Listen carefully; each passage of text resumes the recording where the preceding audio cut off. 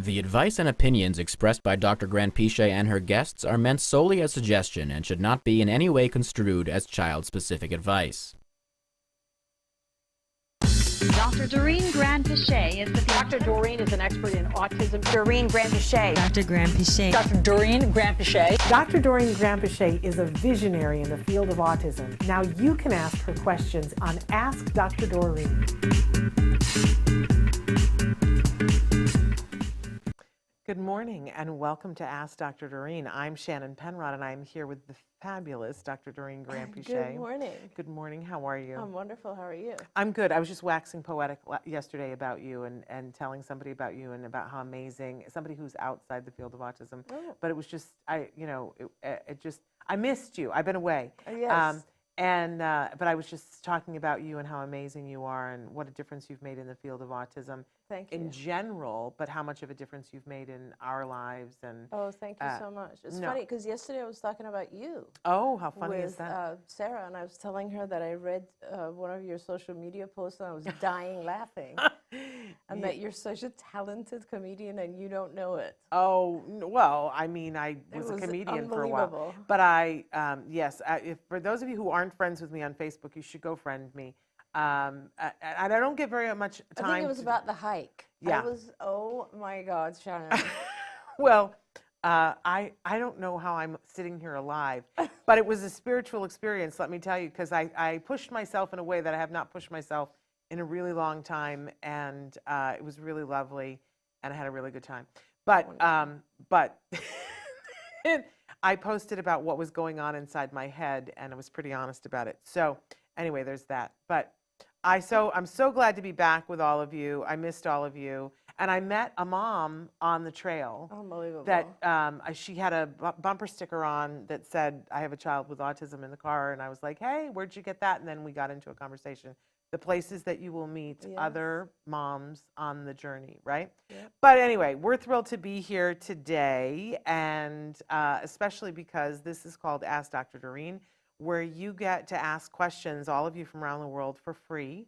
During the next hour, she donates her time so that she can answer your questions. Please be as specific as possible. We always give you the disclaimer that there is no expert in this or any other field who could give you individual specific advice in this format, because it would be a disservice to think that Dr. Granpeesheh, without laying eyes on the situation, would be able to know everything that's going on, and that would be a disservice to the person on the spectrum. But having said that, if you send your questions as specifically as possible, she will let you know her thoughts and you can have a conversation back and forth. We are live right now on Facebook, YouTube, Twitter, and about a dozen other sites. Our fabulous Traven will let you know some of the different places where you can be watching the show. We do the show in a couple of different formats. So we're live right now and you can be watching us on Facebook, YouTube, Twitter, and that's wonderful, and you can interact with us right now. Later on, this show will be available, the recorded version, on YouTube. And if you want to see any of the videos that we've done over the last 13 years, which is crazy to say, they're all there on the library on the YouTube channel. But we also are a podcast. This show will be podcast, the audio only, will be available wherever you get your podcasts. It's a free download wherever you get those. I do want to tell you that previously, there's an app, Autism Live, and there was the Autism Live podcast. And if you subscribe to that, you would get Ask Dr. Doreen. That's still true today, but very soon we're going to sunset that because Ask Dr. Doreen exists now as its own podcast. We find that we're doing so many things, we want to have the bandwidth to do more things. And I think for the people who are watching Ask Dr. Doreen, we don't want to spam them with everything else that we're doing. Not that it's spam, it's all good content. But, there are categories. So we are asking you, if you are an Ask Dr. Doreen fan, as you should be, as I am, that you subscribe to that podcast, and you can do that wherever you get your podcasts. And you can also visit askdrdoreen.com. That's another place that you can be sending in your questions. The fabulous Marina gets those questions, and she makes sure that she ferries them to me. You'll also find a lot of really wonderful resources that Marina has put together for you on askdrdoreen.com. Okay, I'm out of breath. That was a lot. That was a lot. And we do want to say, as we start the show, I want to go to the little save the date, because Oh, we yeah. have a very important event that's coming up in October. It's the second annual All Ghouls Gala. Would you like to That's talk right. about that a little? Absolutely. So, and this is our annual fundraiser for Autism Care Today. And it will be this year in Woodland Hills at the Woodland Hills Country Club. That is, for those of you who don't live in LA, this is a northern suburb of Los Angeles. And we are really looking forward to having as many people as possible come. I think last year we had somewhere close to 400 people. Of course, we do have some very, very special guests. Dr. Temple Grandin has already confirmed. We're very excited to have Temple there. And I think you were working on some additional folks. Well, and these are our award winners, because every year we give out the Lending Your Voice Award to people who have lent their voice to the larger community to help spread information and awareness and acceptance. So as you said, Dr. Temple Grandin is accepting an award and will be there in person. But also, Joe Mantegna has agreed to be there and to be an honoree, and so we're very excited about that. And additionally, Ariva Martin will be there and be accepting an award. We have one more award that we're waiting to let you know who that will be. It will be maybe a surprise. But it's shaping up to be a really fabulous evening. Oh my gosh, I can't wait. It's going to be amazing. And it's an adult Halloween party. Yes, it is. And you know, it's a very serious Halloween event. So good costumes. Like last year we had some pretty amazing costumes. And we will have a costume contest as well. Yeah. And lots of other fun things. Activities and things. But again, it is an adult Halloween party. And it is the 28th of October, which is a Saturday. But let's roll now that we've said all that, let's roll the save the date and take a look at this. Hey, it's code orange, babies. You know what that means? It's time to save the date for the second annual All Ghouls Gala. It's a ghoulishly good time. Adults only. Sorry, kiddies. It's all happening on October 28th in Woodland Hills, California. They're raising money for Autism Care Today, so you'd better be there. I'd hate to have to come looking for you. Tickets go on sale in just a couple of weeks. You want to be watching, 'cause it will sell out.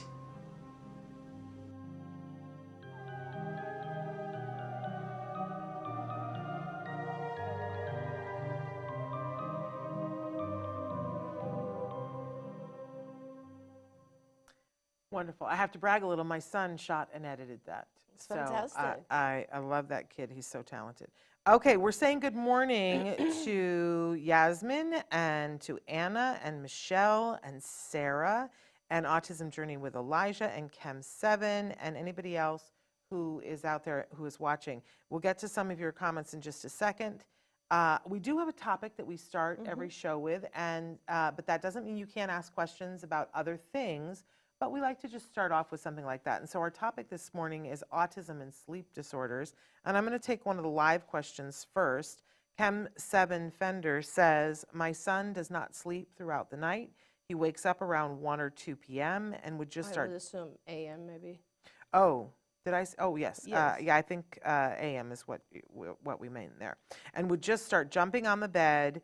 And he would do that until 5, then he would fall asleep sometimes. He does have ADHD, and I think that complicates things in terms of relaxing. He is on a schedule. Melatonin does not help, so how do we get him to sleep? Would sleep therapy work? Thank you for writing that in. Yeah, so it's a great question to kick us off into the sleep sure is. Yeah. issues. And there are many different sleep issues. I would, so a lot of kids who have ADHD obviously are on ADHD medication. So I don't know if your child is or not, but certainly if he is being given any kind of stimulant, which is the type of medication that's given for ADHD usually, so Ritalin, Adderall, Vyvanse, etc., then it is likely that that might be interfering with his sleep. It is possible.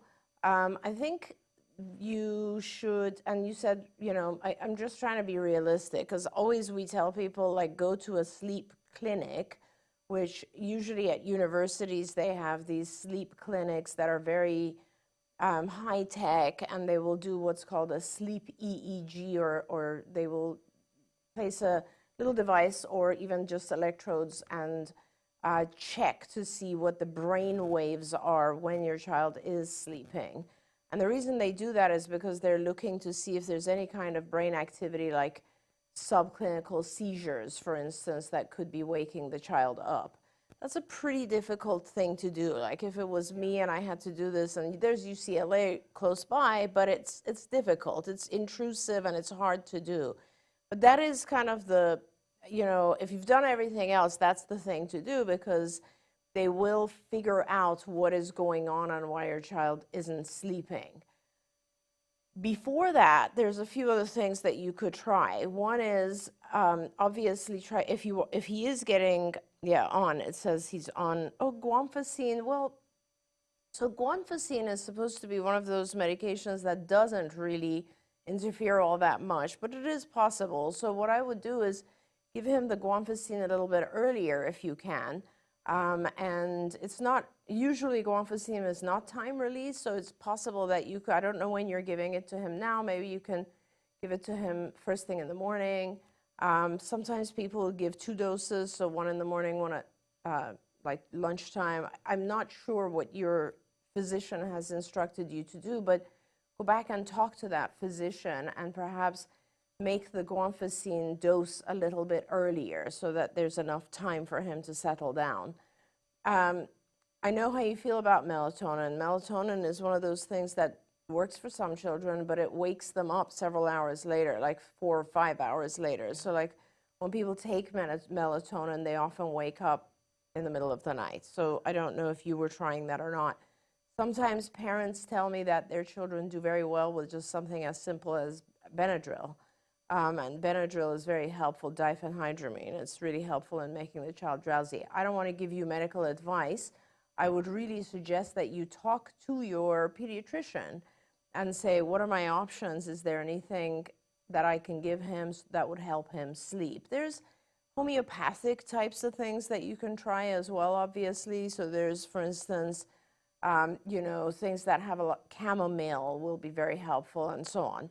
Now, that's one thing. The other, so that's kind of like stuff that will potentially help the child. And obviously there are other ways you can help as well. So for example, make sure your child's room is very dark. Darkness helps us produce melatonin ourselves, so that's very important. Make sure that around 2 or 3 in the morning, there's no specific stimulus that's waking him up. We may not be aware of it. Sometimes I know that like our kids are so sensitive to hearing. Let's say the sprinkler system outside or the neighbor's house might be going off at 2 in the morning, and that's what's waking your child up. I'm not sure. Make sure that the environmental factors are not interfering in some way. And I'm not sure if you can stay in his room one night, or maybe that's not a good idea because he might start getting used to that. Maybe you want to just set up a recorder so that you can just record sounds, see if anything's going on during the night that's waking him up. These are all important things. And then I want to make sure that you're not rewarding him waking up, which is a very, very common thing. Our kids wake up. We all wake up, by the way, numerous times. But what happens is we go back to sleep usually. Like if I get up at 2 just to go to the bathroom or something and I take my phone, that's it for me. Like I will be up for the rest of the night, right? You're not supposed to do other things. Especially one of the things that we often do when our kids wake up is we'll give them a drink. And if you start giving your child, let's say milk or any kind of drink, water might be okay, but other drinks, if you give the child something, then it becomes a habit for the stomach actually. And on a schedule, your child will wake up around the same time because then now they want that little tiny amount of calories in their body to come in at 2 or 3 in the morning. So make sure you're not doing that. A lot of times that becomes the reason that they continue to wake up. And also make sure that your child's not getting up at 3 or 4 and coming over to you, because that's another thing that happens, is like it just becomes a fun routine that, hey, at 3 o'clock I can wake up and go over and join mom and dad. Then that becomes part of the problem as well. So, you know, if any of those things are happening, you have other protocols to follow, which is just making sure your child learns to stay in their own bed.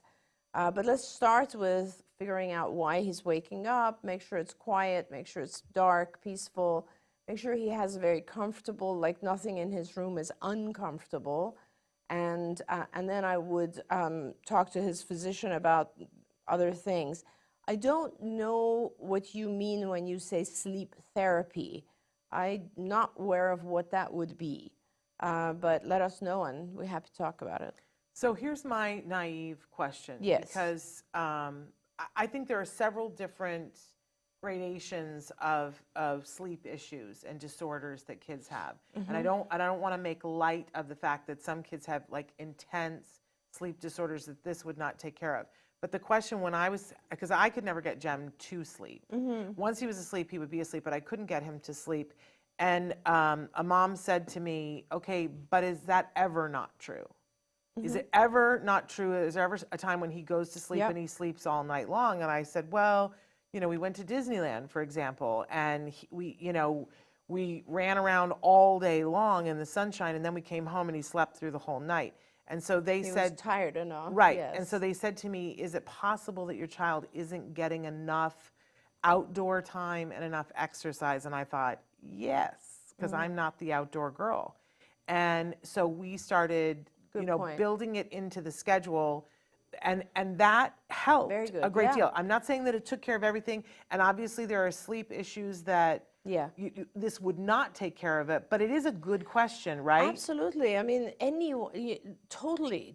I mean, you make such a good point, not just like physical activity and keeping the child active, but also like just waking up earlier, perhaps. Yes. Like if I sleep in one day, which lately for me sleeping in is like 8. If you sleep in the morning, if your schedule allows you to start later, then your body is used to sleeping later, right? So that's a very good point. And so make sure your child's not getting too much sleep, right? Like if he's falling asleep at 5 a.m., how long does he sleep after that? That's a very, very important thing to look at. And as Shannon said, there's also portions of sleep that are it's on a cycle, right? I mean, we go through a sleep cycle. So if you go to a sleep clinic, like a place, like UCLA or any university, depending on where you are, most universities will have a sleep program or lab. They will educate you on the cycle and how different sections of the cycle are affected by different things. So it's really important to know what part of the cycle he's actually waking up in.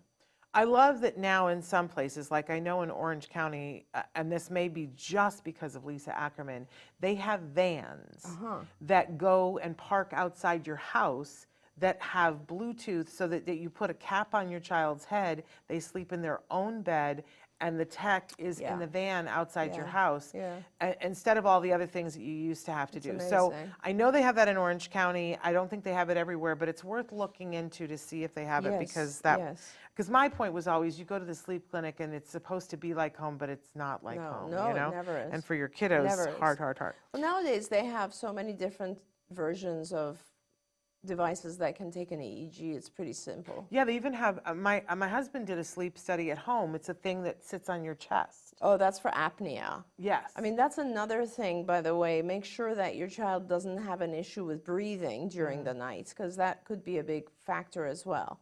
Yes, for apnea, they will definitely attach something here. For EEGs, it's like a cap. Yes, I've had that. So it's not a big deal. Yeah. Pretty impressive stuff. Okay, so Yasmin wrote in with a really long question that I'm going to consolidate for us a little bit. She's got a 13-year-old boy who he is saying that he hates little girls, especially blonde little girls. And this is concerning to her. She says that sometimes he will stare, sometimes he will point and say, I don't like that person. Recently, they went on a field trip, and there was an incident that there was a little girl, and he actually physically grabbed a hold of somebody, and it took quite a bit for him to let go. She's concerned about that.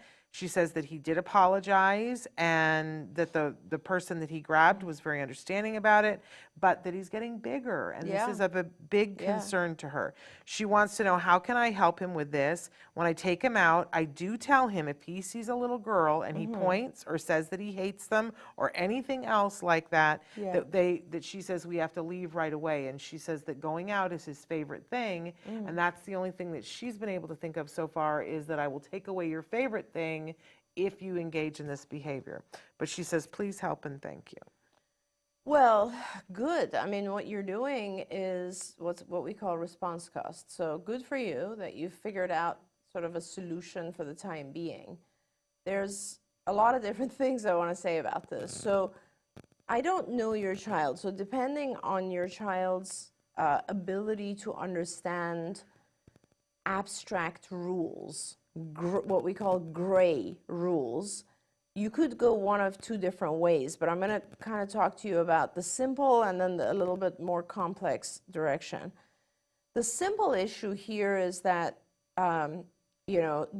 let's just discuss why these types of things happen.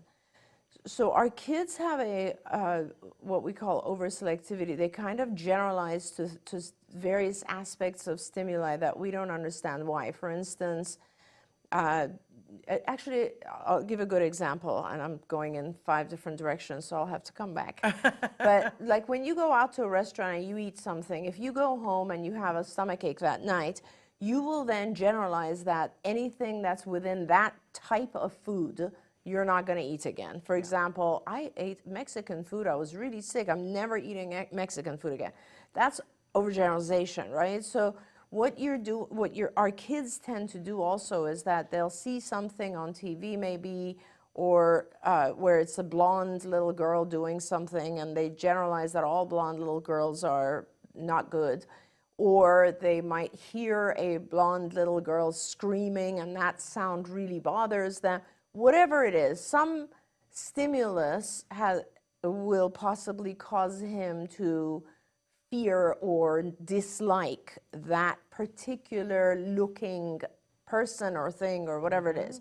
So the real issue becomes, can we get our child to explain the why? And oftentimes the answer is no, because a lot of times our kids are not aware of it. It's just something that has classically conditioned itself, or they don't have the language or the abstract thinking to be able to describe to you what's causing them to dislike that stimulus.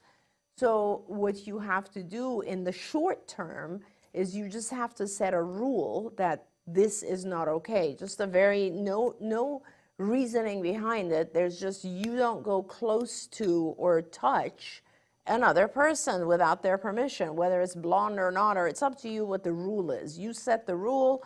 You then reward your child.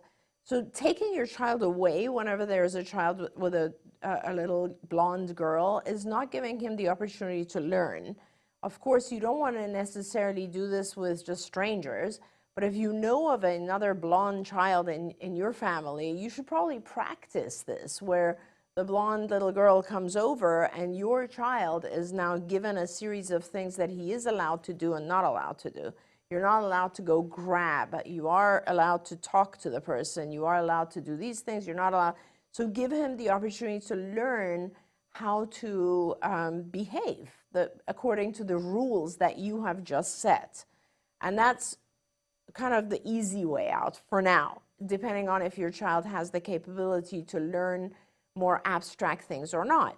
If your child can learn more abstract things, then you need to start another program, which is kind of levels of interaction. And you essentially will, you could do, for instance, something that allows the child to overcome, if it's a phobia. I mean, this is the problem. I don't know if it's a dislike or a phobia. Sometimes our kids will aggress towards something that they fear, right? So if it's a phobia, then let us know and we can talk about systematic desensitization, which is a process to overcome any kind of fear.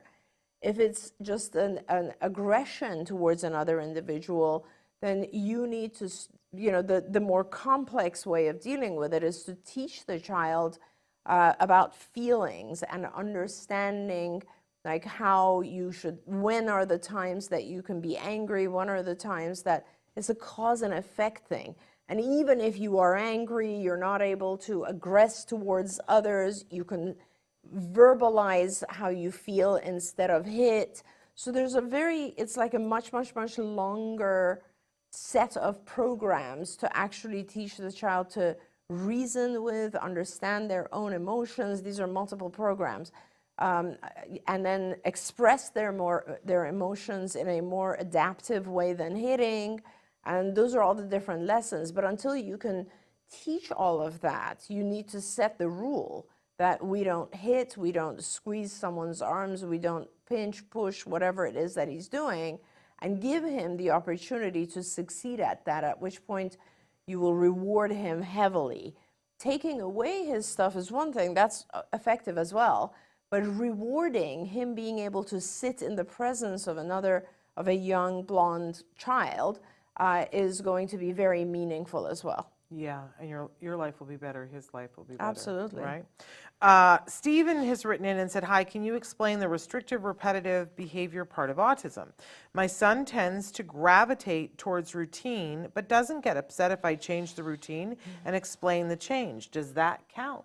That's a great question, Stephen, and I love talking about restrictive repetitive behaviors because, first of all, there's so many and they're so broad. Yeah. And personally, I don't think they should all be classified as the same thing because I think they all have different functions, different reasons. So you're specifically referring to routines,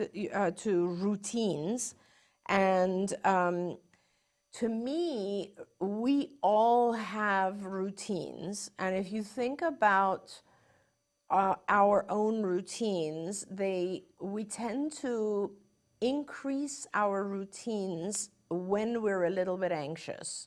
And that's kind of interesting. Like, for instance, if I'm late, I will always use maps instead of Waze, just because I'm very comfortable with maps. That's my routine, right? Yeah.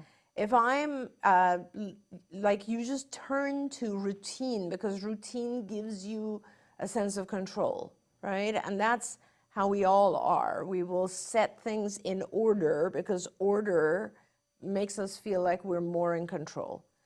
If somebody can come and disrupt your routine and you're okay with it, that's fine. That's very, very typical of all of us. You just want to kind of make sure that I really, at this point, Stephen, and I don't know your child, but I wouldn't really worry about it too much unless the routines are getting to be extremely obvious and in every environment. To me, setting routines is kind of a sign of anxiety, but we all have a little bit of it. If it's too much, then you want to start thinking about what's like helping him with the anxiety as opposed to blocking the routine. Like, what is causing the anxiety to begin with, and how can you make him comfortable with that? And if you do make him comfortable with that, then very likely the routines will stop or reduce. Okay. Back to the sleep issues. Somebody had written in and said, is it normal for kids on the spectrum to not be able to sleep? I have twins, both diagnosed. They are 6. I feel like I have not slept in 6 years. Oh my gosh. They were like this as babies. One would go to sleep, the other would wake up. Neither of them ever wants to go to sleep. They fight it. And neither of them sleeps for more than 3 hours ever. I feel like I'm drowning. I can only imagine. And that's not okay for you, and it's not okay for them either. I mean, that is, yes. So a lot of kids with autism do have sleep issues for different reasons, right? There are some children, as I said, who are having gastrointestinal pain, and that wakes them up. There are some children who are having subclinical seizures, that wakes them up. There's some children who are very sensitive to sound and stimuli, and that wakes them up.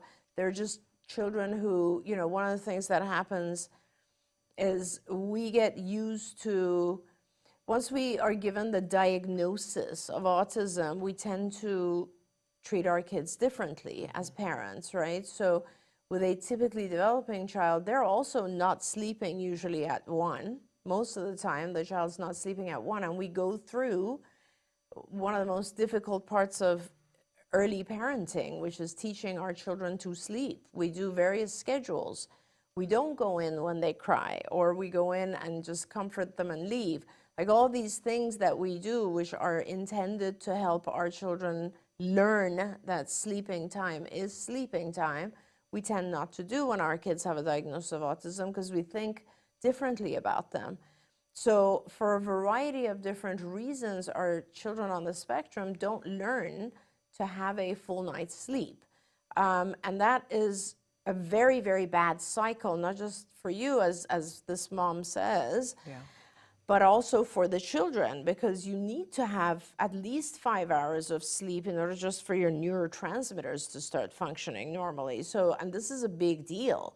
So yes, you need to, I wouldn't say that, you know, as a whole, you can say, oh, children with autism have sleep issues. They do, but it's because of all these other peripheral things, right? And so I think that it's important for you to deal with this. It's very important, and now you're extremely exhausted. So the first thing I would do is I would get some family to come in and help. Like I would do a sleep intervention for a week, and I would try to get as much help as possible, even if you have to hire people who are overnight nannies, or get your mom or your, you know, sister, cousin, neighbors, friends, whoever you can gather. Have a plan and get like 3 or 4 people so that they can each take one night and help you. And what has to happen here is, I mean, and then with twins, there's also the possibility that they wake each other up. So I don't know if it's possible for you to split the twins up into 2 different rooms. Often it's not possible. But, you know, the good news with twins is that they kind of get acclimated to each other's sounds and they are better. But this whole thing will be easier if it's possible for you to put them in 2 different bedrooms. If it's not possible, we're just dealing with what we're dealing with. But what you should do is you should select, and there's lots of different sleep schedules. You should look up, you know, how to teach a child to sleep. There's so many different ways you could do this. The one that I did, which I liked the most, is you basically have, you start to produce a schedule. You start with the child one of the kids will wake up, the person, whoever is in charge of that night, and it's not going to be you. You're going to have maybe one night of the week. The rest of the time you're sleeping. It's going to have to be those trusted individuals, and you all have to kind of train together. And so if somebody wakes up, if one of the kids wakes up, they go in, and they will not pick up the child, they will comfort the child. So these should be probably people that the child's kind of familiar with as well. They will comfort the child and then come outside. And if the child continues crying, they wait 5 minutes, go back in, comfort the child again. You know, everything's okay, calm down. Come outside, 10 minutes this time, then go in and comfort, and the third time it'll be 15 minutes, and from there on, if it continues, it's 15 minutes before they go back in. These schedules, there's lots of different options, and they all kind of work. It's just getting the child through. It's teaching the child to understand that they're going to have to self-soothe. They're going to have to learn to calm themselves down. I will tell you, night 1 will be horrible. Night 2 might be horrible. Night 3 might be horrible. But by night 4, you're going to be in better shape. The kids are going to learn to fall back asleep. It might be a little bit longer if the twins are in the same room and they're also waking each other up. They might kind of exacerbate by doing this. But please, once you start this, just go with it. That's why I'm saying, you know, get 4 or 5 people to come in and help you. And let me tell you, it's a lot easier for them than it is for you. I mean, I used to have such a hard time just letting my child cry. Yeah. And I would just keep going in, whereas like my husband was like, are you crazy? Like, you're not supposed to go in. Don't we know this schedule? You know, so it's much easier for someone else other than you. But I really, really recommend that you start this. Now, you can obviously talk to, and it's a good idea, do a kind of a check with your pediatrician, make sure that there's nothing else going on.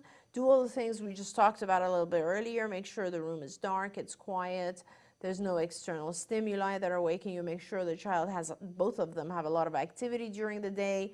Make sure they're not sleeping in the morning. In fact, when you start doing this and they all are like awake during the night, keep them awake during the day. Yeah. Don't let them fall asleep in the afternoon, because that'll mess up your night schedule as well. These are all things that you need to keep track of, right? Shorten their day sleep if there is any going on. Make sure they're not sleeping. Make sure they get tired. You know, you can certainly use supplements. You can give them chamomile supplements. You can certainly use melatonin if it works for you. There are types of melatonin that for children that are mixed with things like theanine that'll help the child sleep a little bit longer. You can certainly use things like Benadryl if it's a short term. And these are things that'll just help your child be a little bit, your children be a little bit calmer. And it's about helping them more in the beginning, and then once it becomes a habit, which usually habits are formed after 3 days. When you've made a habit, then it becomes a little bit easier to fade back those additional resources like supplements or, you know, anything else that you've been using. I just want to tough. double down on something you said, though, about Yeah. getting help and support. Yes, yes. Because here's the thing, none of us have our greatest judgment when we are tired, and then when we are exhausted, multiply that infinitum. What is the word I'm trying to say? Ad infinitum. Ad infinitum. There we go. Okay, so I mean, just think about if you're a little bit tired and it's the middle of the night. Yes. We tend to give in because all we want is to rest. And if you are 6 years tired, and believe me, I think there are a lot of us that understand what you're saying. You're Yes, 6 yes, years tired. yes. And I mean, I said at one point that I hadn't slept in 10 years. Yeah. That I just, you know, it just hadn't happened. And it wasn't all my son. Part of it was the anxiety of what was going to happen. But it leads you to not be capable of doing some of these interventions. So Absolutely. give yourself, you know, you got to ask around and look around. And I know a lot of times the gut reaction is, I have no one. I have Yeah. no one that could do Yeah. this. I think that sometimes that's the knee-jerk reaction. I want you to go back and really think about who do I have, who could help me with this. Yes. And, you know, and if you can't find anybody else here in California, you can ask the regional center for help and support Yeah. with that. It's hard. I'm not saying it's easy to find somebody, No, but it's that's not the easy. direction you got to Yeah. go in order to be able to get through it. I Yeah. know that was the very first thing that was said to me, because, you know, we had to take a 16-hour class before we could even start ABA. Oh. And at that class, they made us list, like, what were the 3 top issues that you had. And I listed that he didn't sleep, that he was banging his head on the kitchen floor, and that I wanted him to talk again. And I remember very distinctly when we started services that you guys said, we have to get the sleep thing under control first, Shannon, because otherwise you won't be able to carry through on what we're going to do for the banging the head on the floor. Yeah, everyone. Right? And it was sort of, can I just say it was amazing because they got the sleep thing working within 5 days. It was Yeah. crazy. I was a little bit mad, Yeah, of course. to be honest, because I was like, really, if it was that easy, then why didn't somebody save me a long Yeah. time ago? Right? I was a little furious about it, but I was also better slept, so I got over it quicker. So ask for help. And if you're not Yeah. already getting ABA, Did you have someone in your house at night? no, but they Gave you a schedule and Total they said stick to the schedule. schedule, yeah. and they got rid of the naps. But there was the, you know, every 15 minutes, they had it so regimented Yeah. for me, and they said, are you willing to just follow it? And I remember saying, oh yeah, I'll follow your thing. I'm gonna be awake all night long. And it worked the first night, and I went, oh, Yeah. you know, oh, these people Yeah. know more than I do. It's very humbling, you guys. Well, I mean, if it works the first night, you're just thankful, right? It usually, and don't expect that, because sometimes it'll go 3 nights or something and you're just done with it, but do not give in, because Yeah. what you're doing is you're teaching your child that I'm here, but I'm not here every single time you cry. I'm here on a schedule. And so the child realizes their crying is not what's bringing you in. Their crying is not going to be effective. And honestly, once you've checked everything and you know the child is, our children, this is how they learn how to sleep. This is what we do with every child. Yeah. Helen, we're saying hello to you. Dark Angel has written in and said, how do I stop my 5-year-old hugging little kids? Right. It's funny that you wrote that, Dark Angel, because when I was reading the first question that came in, I thought, is that what this is? And so sometimes our children do that. I not to laugh at it, I just think it's one of the cute things that our kids do. They hug other kids. I think it's the most adorable thing. This is, again, we used to have a lesson. Again, this has to do with the level of comprehension of your child and their age. Sometimes the younger the child is, it's harder for them to understand what we call levels of relationships. And initially, you just have to give them a rule. If it's very disturbing and they're hugging all kids and the other kids are getting upset by it and all that sort of stuff, you give them a rule about not being able to do it. You don't have to explain the rule if the child doesn't have the ability to understand the explanation. It's just a black and white rule. This is not okay.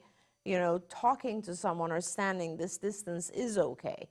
If the child can learn, then the way that we do it is we give them a kind of levels, and you basically will set that up based on the people that are, it starts with the closest group, right?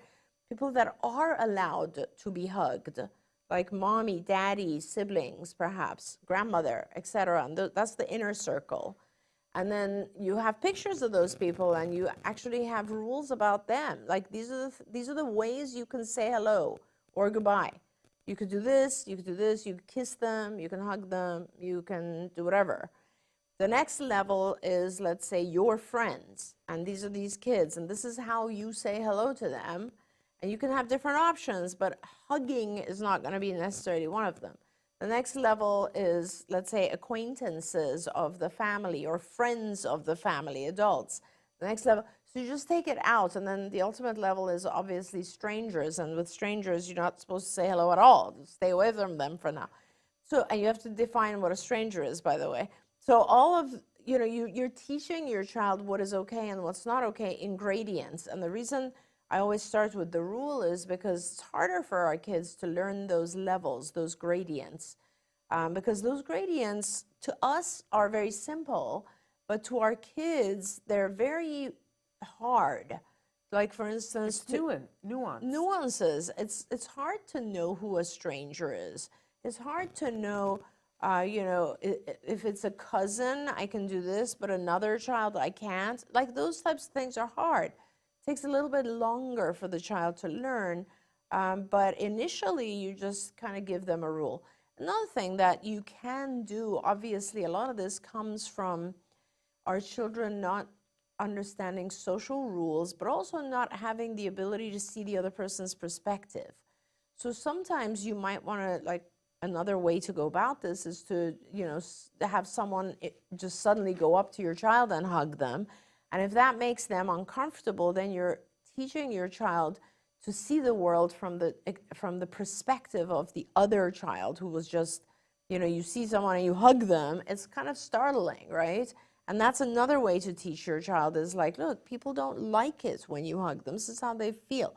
And you want to make sure other kids like you. So this is not how you, these are all very abstract ways and things that absolutely our kids can learn. But it really depends on where they are in their learning cycle.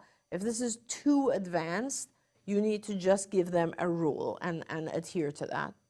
Jem used to crash into other kids. Okay. It wasn't hugging. I think I remember you saying that. And and we worked on it in a lot of different ways, and it would get better, and then we would have these little spats of it.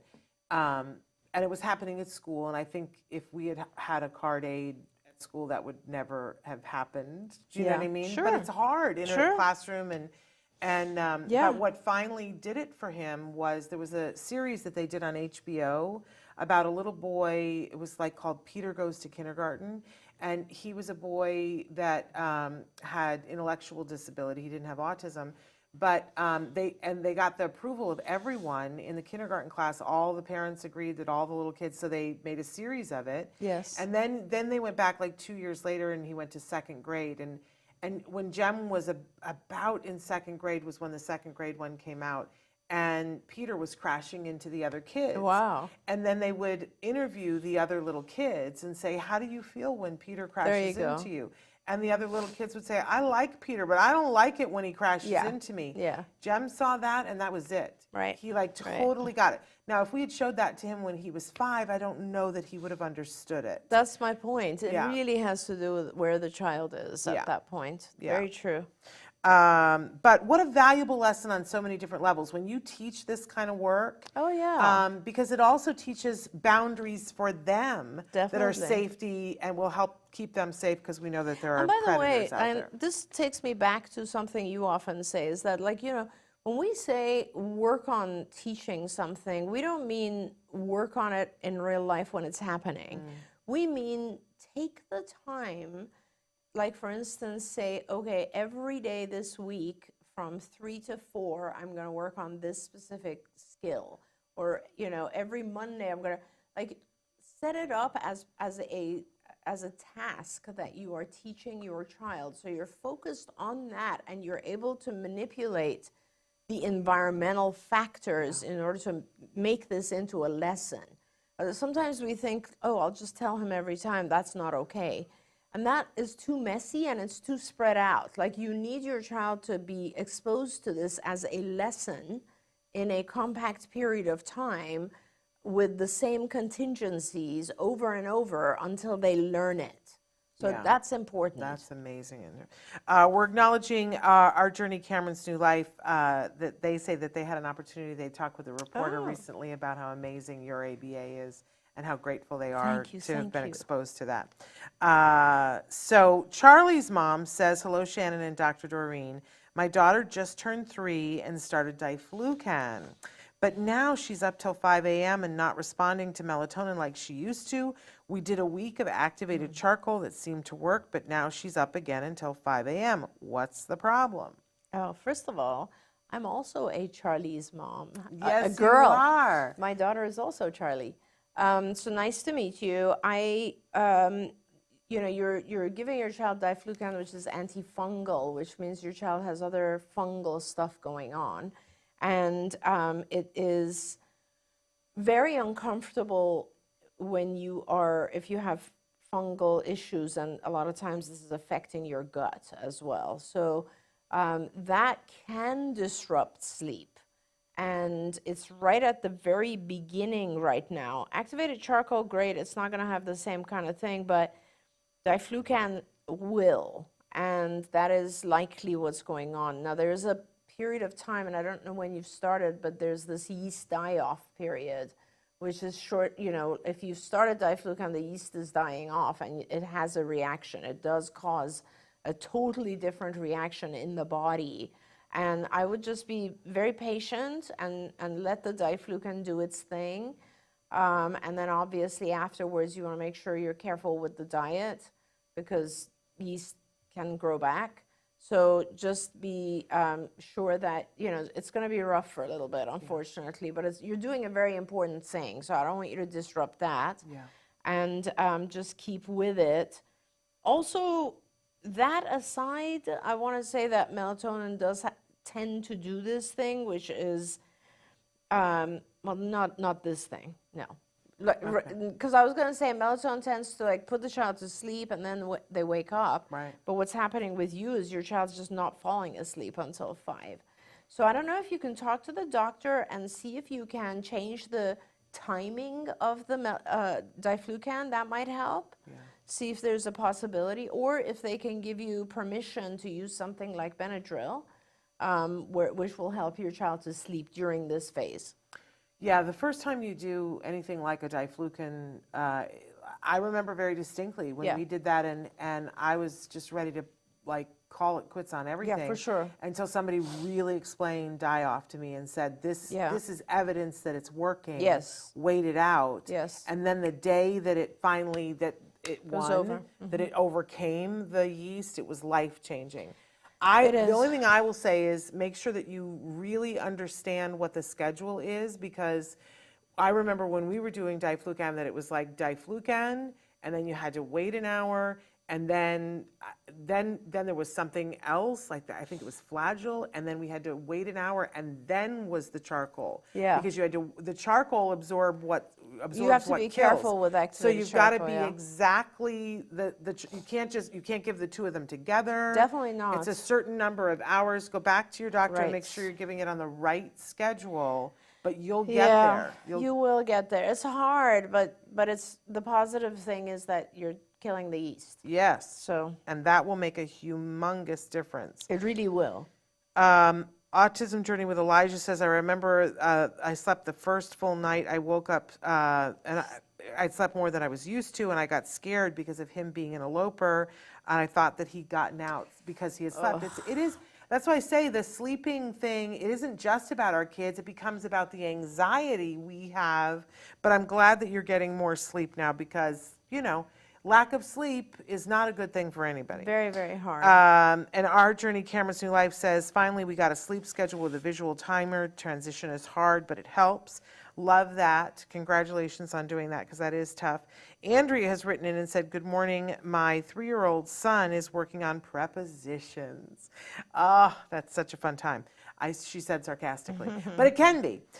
His BCBA said he is not grasping the concept of in between. Any suggestions? Yeah. Well, We have a video somewhere of Sue Cho explaining how to teach this. Oh, But I really? don't know where that would be. We'd have to look for it. But I mean, let's hear what it's not, it isn't, it's just teaching a child to put an object in between two other objects or putting themselves in between two other objects. And I'm not sure which order your child has gone, if they've mastered all the other ones. This is kind of usually it's just a perceptual thing where your child, it just is a matter of teaching the child that there's two other objects. And I think if you can identify or have the child actually touch the two other objects when you say put in between. I also don't know if you're doing it receptively right now or expressively. In other words, is the object being placed in between the other two and you're saying, where is it? That would be expressive. Or are you having the child place it in between two objects? So I think that it's a matter of making sure that the child is visually seeing the other two objects. Maybe they can label the other two objects, touch the other two objects, and then place in between. That's kind of it's an automatic prompt if you have the child touch the two objects before telling him to put in between, because you're not having him touch objects in any of the other prepositional situations. You can also, if it was me, I would also have the child perhaps do it themselves, like stand in between mom and dad, that kind of stuff, and hopefully that will help. You know what my favorite thing is for prepositions, though? The book Go Dog Go. Oh, okay. Because it's all, you read the book and it has all the prepositions in it, but all the dogs are in relation to each other, so you can reinforce it and be like, which, and you can work on colors too and say, is the blue dog up or is the blue dog down? And I love, it's my favorite. It's so good. We don't realize, this is a really good example of how our kids are, we don't, how they're cataloging all this stuff in their brain, right? We don't realize when you teach the word in between that it involves two other stimuli, whereas when you teach the word next to, it involves one other stimulus.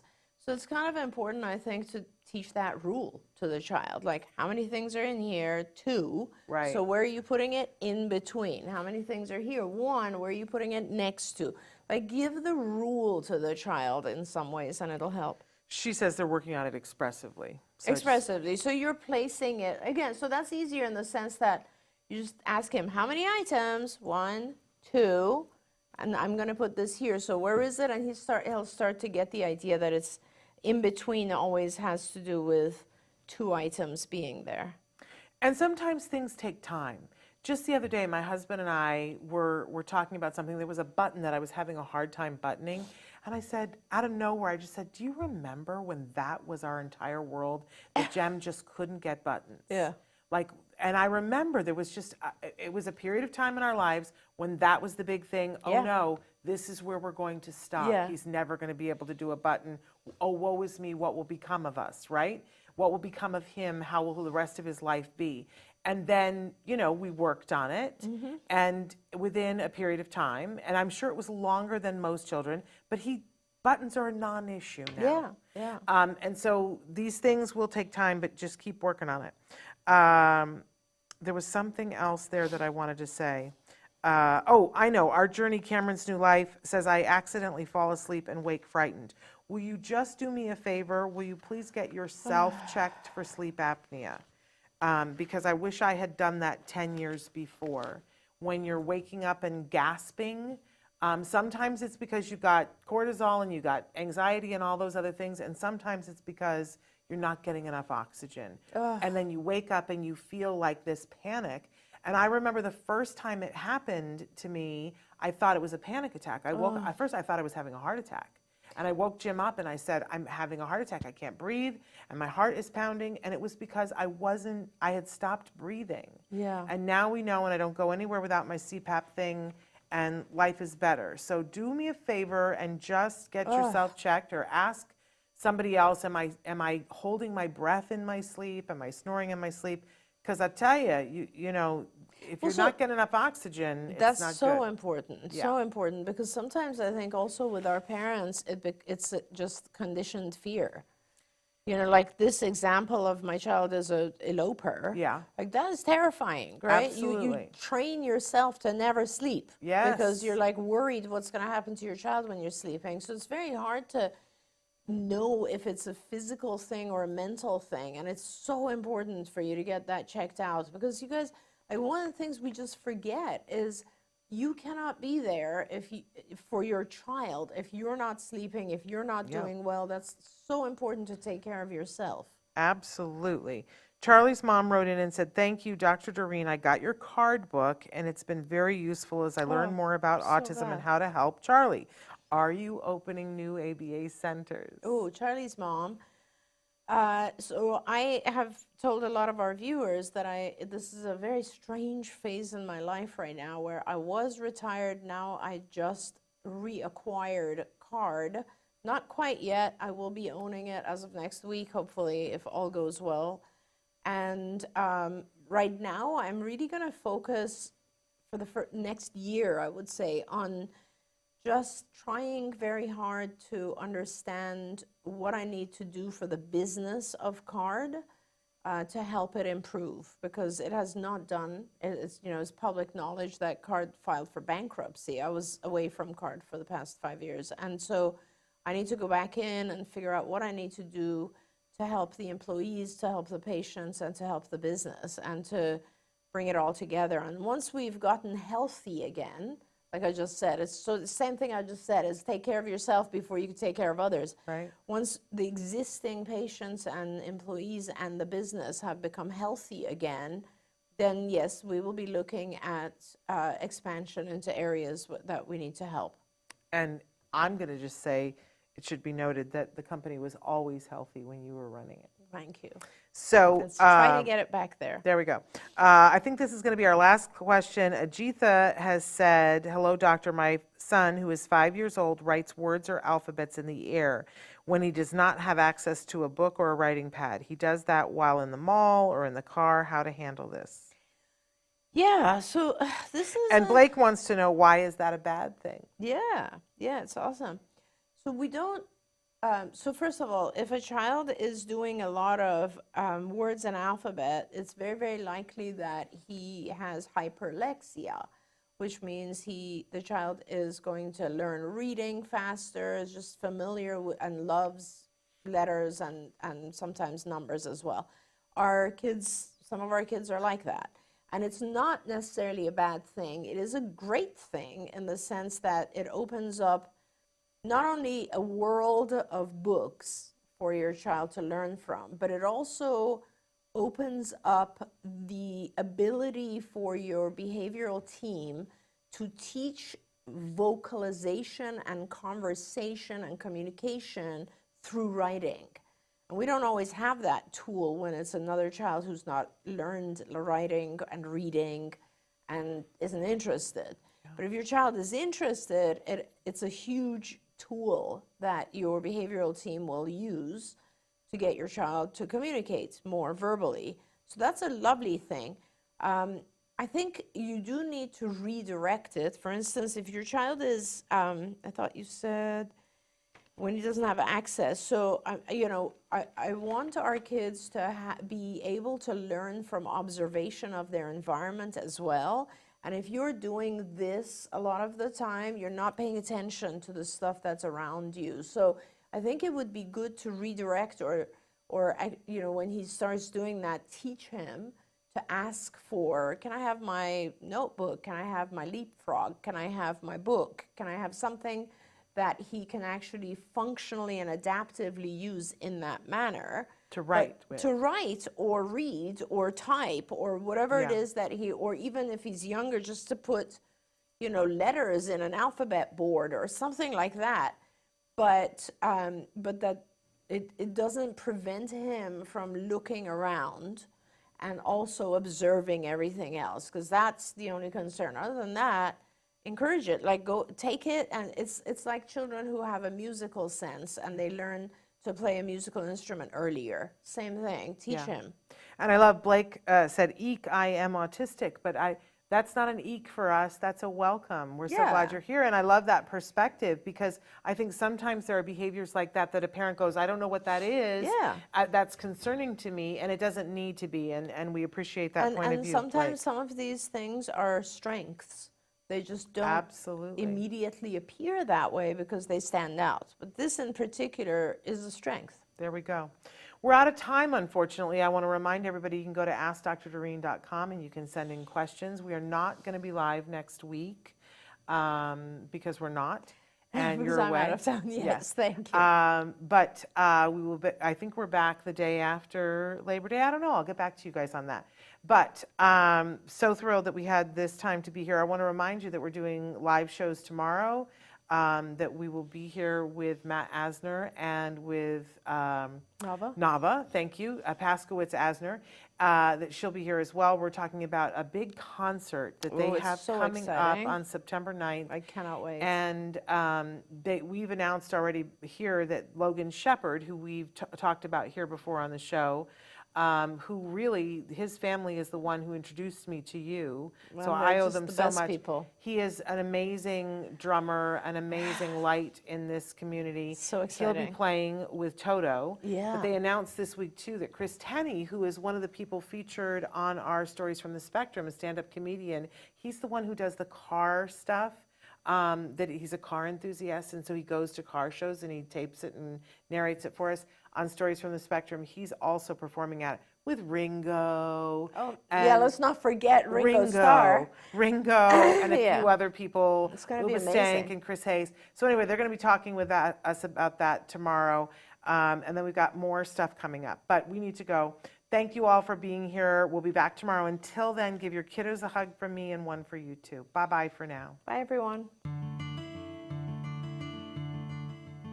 Don't forget, you can watch Ask Dr. Doreen live every Tuesday morning at 10 a.m. Pacific time. We hope to see you there.